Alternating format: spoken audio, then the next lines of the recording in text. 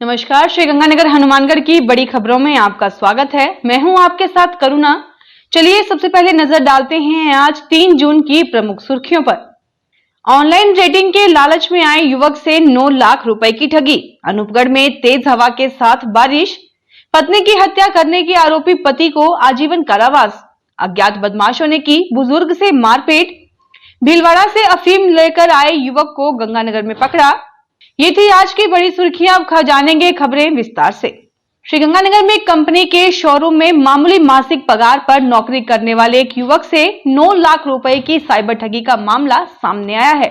ये युवक ठगों के खिलाफ मुकदमा दर्ज करवाने के लिए साइबर और जवाहरनगर थानों में चक्कर काट रहा है। उसके द्वारा की गई शिकायत पर पुलिस ने फिलहाल ऑनलाइन मामला दर्ज किया है और जांच शुरू कर दी है।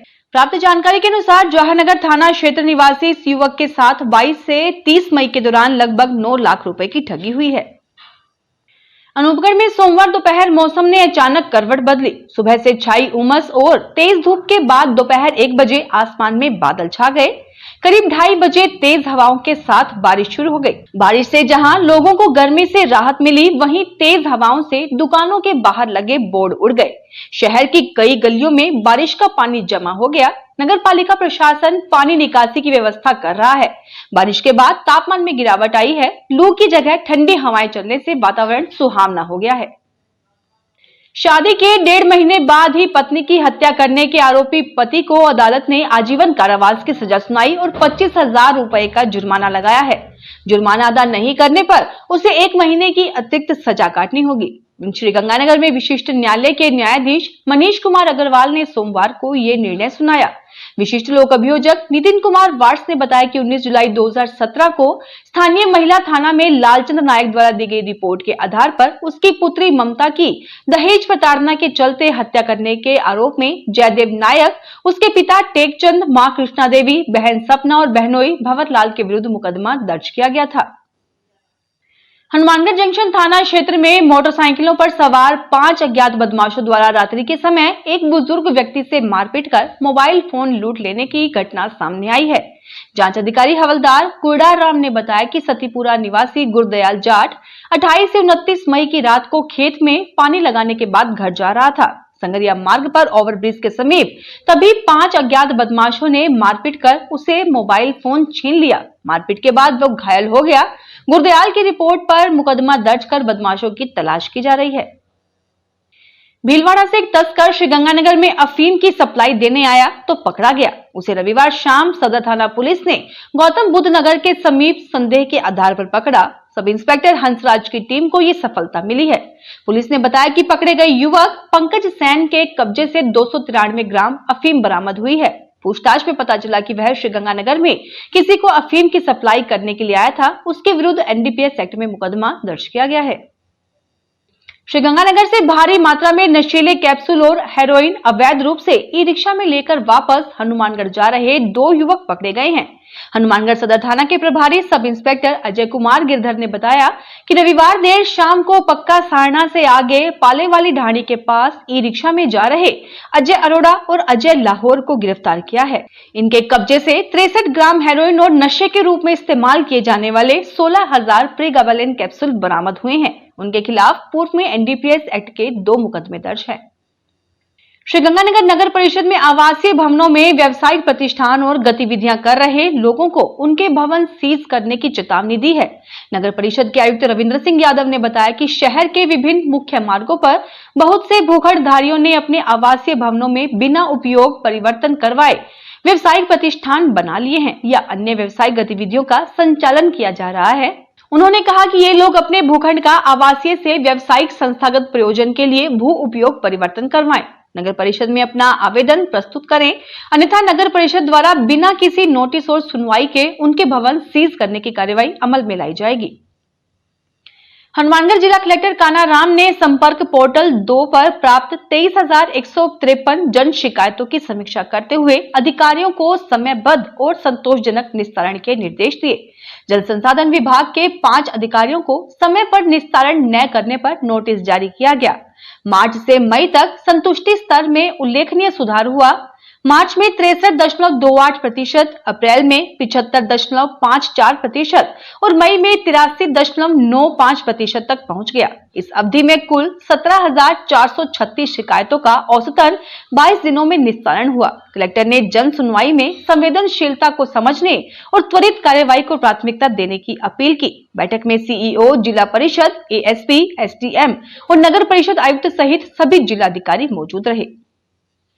हनुमानगढ़ जिला कलेक्टर कानाराम ने सोमवार को कैनाल कॉलोनी जिला चिकित्सालय में 50 से अधिक टीबी मरीजों के निक्षय पोषण किट वितरित की। इस अवसर पर उन्होंने मरीजों से नियमित दवा लेने और पोषण का ध्यान रखने की अपील की। कार्यक्रम में CMHO doctor Navneet Sharma, PMO doctor Shankar Lal Soni, NTEP के डीटीओ डॉक्टर मुकेश शेखावत समेत अन्य अधिकारी मौजूद रहे। जिला कलेक्टर ने जिले को टीबी मुक्त बनाने का संकल्प व्यक्त करते हुए भामाशाहों, संस्थानों और आमजन से निक्षय मित्र बनकर अभियान से जुड़ने का आग्रह किया। जोधपुर में श्री अग्रसेन संस्थान की कार्यकारिणी का कार्यकाल साधारण सभा में उपस्थित सदस्यों द्वारा सर्वसम्मति से बढ़ाया गया।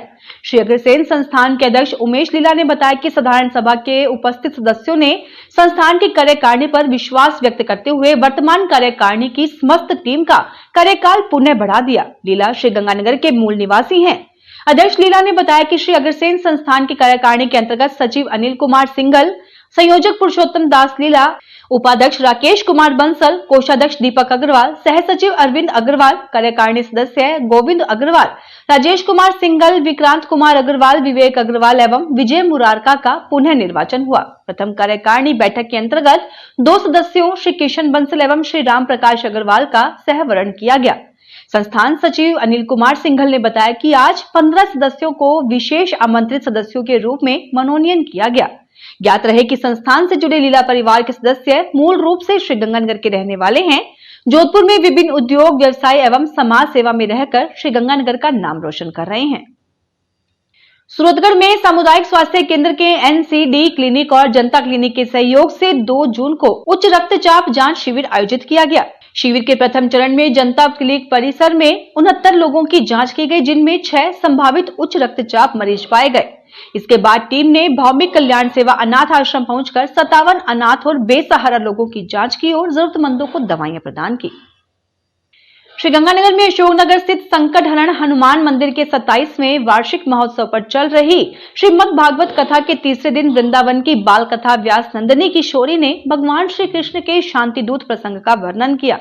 उन्होंने बताया कि दुर्योधन द्वारा 56 भोग का निमंत्रण अस्वीकार कर भगवान विदुर के घर प्रेम से केले के छिलके खाने पहुंचे, जिससे ये सिद्ध होता है कि भगवान केवल सच्चे भाव के भूखे होते हैं।